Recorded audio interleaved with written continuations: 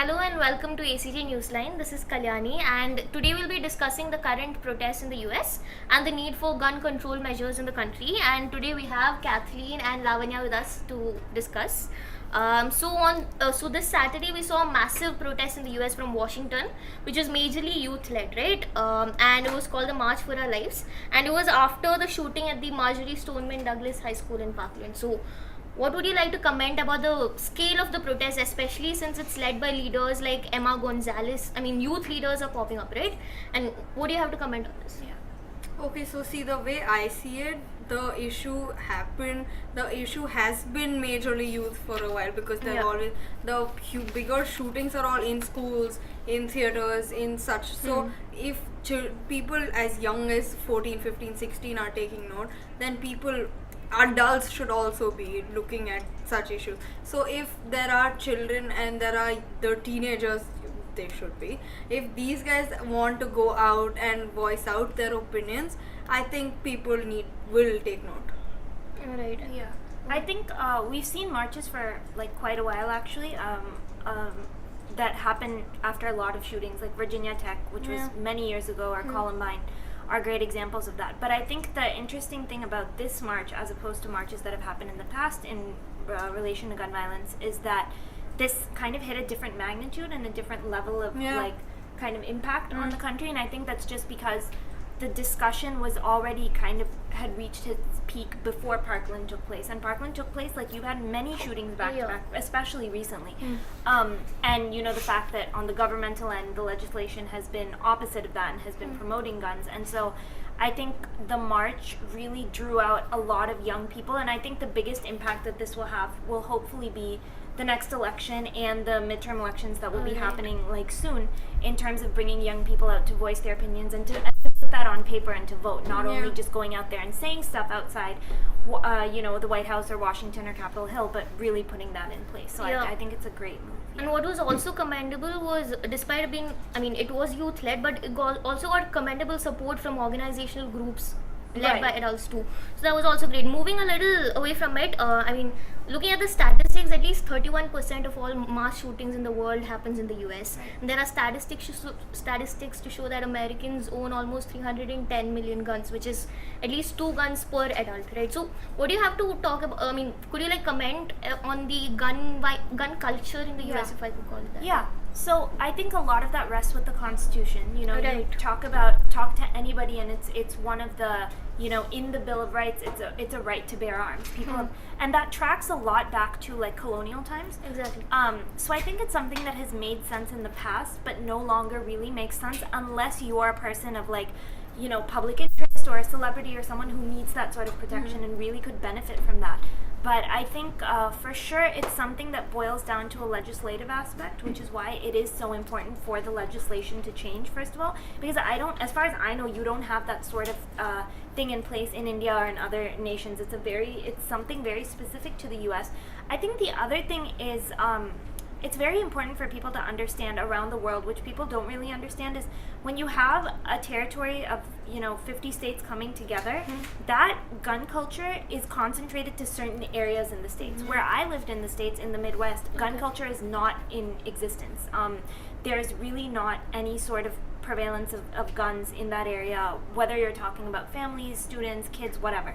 But the more and more you travel south and you go into areas where hunting has been a pastime, where you're talking about people that still own farms and still, kind of focus on grassroots agriculture, guns are part of that territory. Hunting is a big thing, fishing is a big thing. And so you kind of go to areas where people feel like guns are just a part of their everyday. So I think it's a lot about, one, legislation, and two, kind of reteaching the populace and saying, okay, well, you feel like this is a part of your culture, but look at what it's done. I think the negative aspect and what's been happening that's not necessarily accurate right now is, instead of looking at the weapon, people are looking at the people behind the weapons, right? Which unfortunately is being racially profiled. What needs to happen is, I was just going to go into that. Since you're a student of journalism, Kathleen, can you just comment on the kind of media coverage gun violence has been getting? Especially after Vegas, we saw Paddock being called a lone wolf. So the kind of media, the way the media covers a white man shooting, and let's say a Muslim shooting, it's very different, especially the US media. So Adding to the white man shooting, Muslim shooting, it's also white man shooting, black man shooting. Yeah. So if you were a black man and not a white person, then it would be about how he's always had a history of violence, Right. and how there have always been problems, and they could always see problems. Whereas if it were a white man, they were lone wolves, Mentally ill. mentally Mentally ill. ill, They exactly. they were all looked like normal people. And with Paddock, since you mentioned him, they even called him. They even said that he did not fit the shooter profile. Exactly. What does that even mean? Yeah. Yeah, so Lavanya, since you're from the US, Yeah. could you like share a little bit of your experience in Yeah. the US? Yeah, so this reminds me a lot of like tracking back to 9/11 and terrorism and all the things of just talking about, you know, when people really started to get racially profiled. So I was 7 or 8 at the time, so maybe a little too young to understand, but I do remember the give back that had on racial profiling right after. So I still remember post 9/11 when we would travel, and we would only travel to India and back, but the number of random security checks, pat downs, TSA pullovers, and so that became, you know, a huge sort of point of attention. And we see that second wave with what people are calling gun terrorism and gun violence. And I guess, you know, not touch wood, okay, I'm not African American, but being part of a minority, I see that same sort of discrimination. A really good instance that I can really recall is the last time I was in the States was right around the Trump-Clinton election time. And a friend and I were standing, mind you, this is a Midwestern town, which our state is very white, but the area that I live in is very, very racially diverse with a lot of Indians. So I went to the public library to vote, and my friend and I were standing in line, and it was a racially diverse line, but predominantly white on that day. And, you know, we're just standing in line and talking and whatever. And as we're approaching, there was a middle-aged, like, white lady who kind of came up next to us, and she was trying to move ahead of us in the line. We're like, ma'am, it's, you know, behind us, like, the line goes this way. And I think she used it as an instance, like, she wasn't listening, and so my friend basically just stood her ground, and so the woman tried to cut in. My friend didn't really shove her, but she just really stood her ground, and the woman got offended, and she made it violent. And what's interesting is my friend and I were the ones kicked out of line, not that woman. And that's not something, like, as someone who's grown up there and went to school there, I've experienced more racism, I would say, that instance, and also just what I've heard recently. But I think in terms of when you bring it back to gun violence and stuff, it also means that, you know, I tell my parents all the time, just be on guard and be alert. And what this means is that minorities are now staying even more in their niche. There's even less of a willingness to integrate and assimilate with the community unless you're someone like me who's grown up there, because essentially people like my parents, they have an accent, they have, you know, whatever. And so when we tell them try to mingle, be a part of the society, they're like, no, it's a risk. And so I think a lot of that contributes to that sense of alienation is Yeah. pretty Yeah. high, especially with the current moment. Yeah. So Yeah. moving back to media, what is also noticeworthy in the current protest is the power of social media, right? I mean, political activism has shifted to social media to such an extent that March for Our Lives, the kind of popularity it had on Twitter or Facebook, was commendable. How could you See, it's starting from let's talk about March for Our Lives Yeah. specifically. Starting from when they started talking about the organization of this event, it had huge traction.